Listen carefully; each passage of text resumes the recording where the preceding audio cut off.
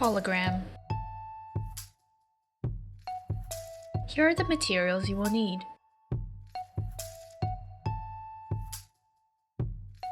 Take the plastic sheet and fold it along the edges.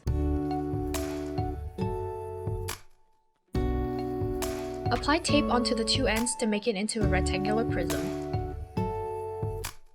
The top and bottom areas will be left open.